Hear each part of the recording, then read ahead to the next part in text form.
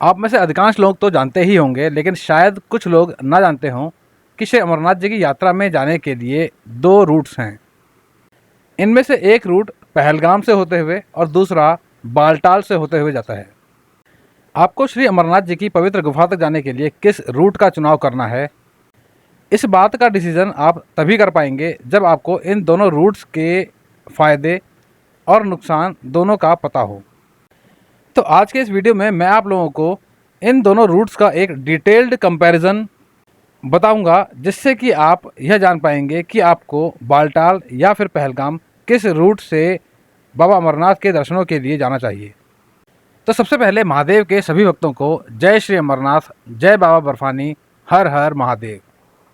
तो चलिए कंपैरिजन में आगे बढ़ते हुए सबसे पहले मैं बात करता हूँ कि जम्मू से हमें बालटाल या फिर पहलगाम पहुँचने में कितना समय लगता है। जम्मू से बालटाल की दूरी लगभग 330 किलोमीटर है और जिसे बस द्वारा तय करने में लगभग 10 से 12 घंटे का समय लग जाता है।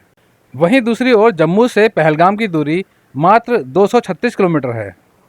जम्मू से पहलगाम बस से जाने में लगभग 600 रुपये का किराया लगता है। वहीं दूसरी ओर जम्मू से बालटाल जाने में लगभग 800 रुपये का किराया लगता है। तो यात्रा में लगने वाले समय, दूरी और खर्चे के मामले में यदि कंपेयर किया जाए तो पहलगाम एक बेहतर ऑप्शन है। तो चलिए अब मैं बात करता हूँ कि यदि हम जम्मू से पहलगाम या फिर बालटाल होते हुए पवित्र गुफा तक जाते हैं और वापस जम्मू पहुँचते हैं तो इस सब में हमें कुल कितने दिन का समय लग जाएगा। तो सबसे पहले मैं बात करता हूँ पहलगाम की। चलिए इस कंपैरिजन को डे बाय डे करके समझते हैं। माना हमें जम्मू से पहलगाम होते हुए पवित्र गुफा तक जाना है और वापस जम्मू पहुंचना है, तो हमें कितना दिन का समय लग जाएगा। माना आप अपनी यात्रा 3 जुलाई को शुरू करते हैं, तो 3 जुलाई को आप जम्मू से पहलगाम पहुंचेंगे।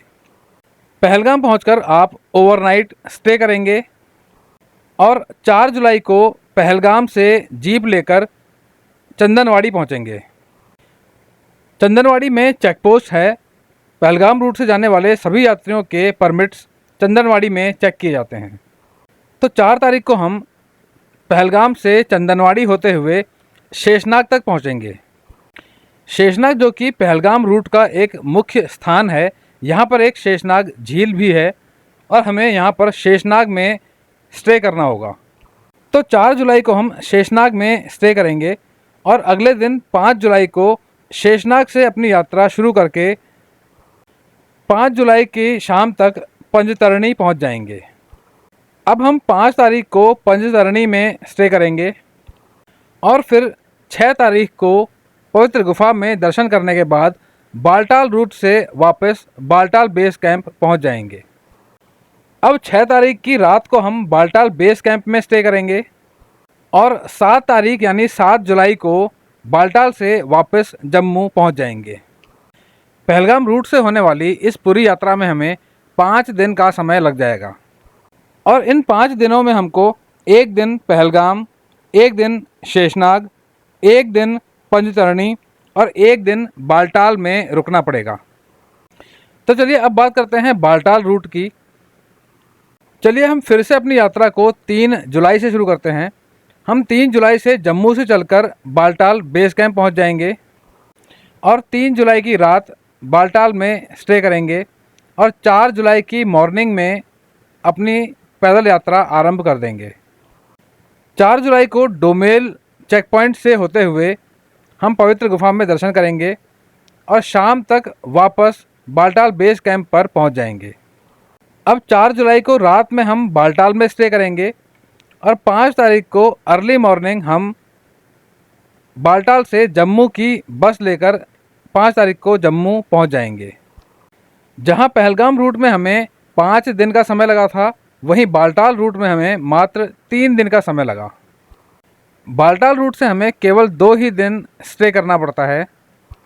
अब यहाँ पर पहलगाम रूट में 4 दिन स्टे करना पड़ता है और बालटाल रूट में मात्र 2 दिन स्टे करना होता है। इसीलिए बालटाल रूट में रहने का खर्च कम आता है। साथ ही बालटाल रूट से मात्र 3 दिन का समय लगता है, इसीलिए इस मामले में बालटाल रूट बेहतर है। अब मैं बात करता हूं कि हमें बालटाल से पवित्र गुफा तक कितना पैदल चलना पड़ता है और पहलगाम से पवित्र गुफा तक कितना पैदल चलना पड़ता है। बालटाल जिसकी एंट्री चेक पोस्ट डोमेल पर है, डोमेल से पवित्र गुफा तक की दूरी लगभग 13 किलोमीटर है।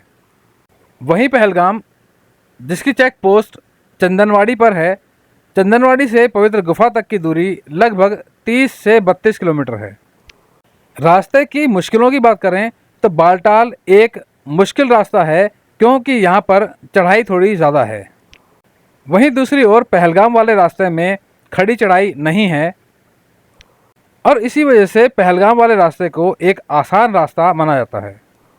अब बात करें दोनों रास्तों के धार्मिक महत्व की, तो इस मामले में पहलगाम एक ट्रेडिशनल रूट है, यानी पहलगाम एक पुराना रास्ता है जिससे पहले से तीर्थयात्री पवित्र गुफा में दर्शन के लिए जाते रहे हैं।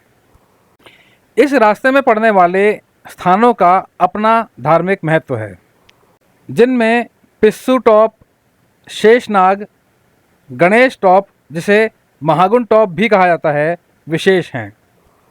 वहीं दूसरी ओर बालटाल वापसी वाला रूट था, यानी पहलगाम रूट से जो लोग पवित्र गुफा में दर्शनों के लिए जाते थे वह बालटाल से वापस आते थे। कालांतर में धीरे धीरे लोग समय बचाने के लिए बालटाल रूट से ही पवित्र गुफा तक जाने लगे और वापस आने लगे। बालटाल वाले रूट के मुख्य स्थानों में बराड़ी, रेलपत्री, काली माता और संगम आते हैं। मेरे द्वारा बताए गए इन सब कंपैरिजन्स के बाद मैं समझता हूँ कि आपको यह जानना आसान हो जाएगा कि आपको बालटाल या फिर पहलगाम किस रूट से दर्शनों के लिए जाना चाहिए। यदि आपके पास समय की कमी नहीं है और आप ट्रेडिशनल रूट से जाना चाहते हैं तो आप पहलगाम रूट से जाइए, और यदि आपको ज़्यादा छुट्टियां नहीं मिल पाई हैं या फिर किन्हीं और कारणों से आप ज़्यादा समय यहाँ नहीं रह सकते तो आप बालटाल रूट का चुनाव कीजिए, क्योंकि इसमें आपको कम समय लगेगा। दोनों के कंपैरिजन में बालटाल रूट थोड़ा टफ रूट है, तो यदि आप फिज़िकली ज़्यादा फिट हैं तो ही बालटाल रूट का चुनाव करें। अन्यथा पहलगाम रूट एक सरल रूट है जिसमें आपको बालटाल रूट के मुकाबले कम परेशानियों का सामना करना पड़ता है। तो चलिए इन सब जानकारियों के बाद मैं अब अपनी वाणी को विराम देता हूँ। वीडियो यदि पसंद आया हो तो वीडियो को लाइक और शेयर ज़रूर कीजिएगा। नई जगह और नई जानकारी के साथ मैं आपसे फिर मिलूंगा एक नए वीडियो में।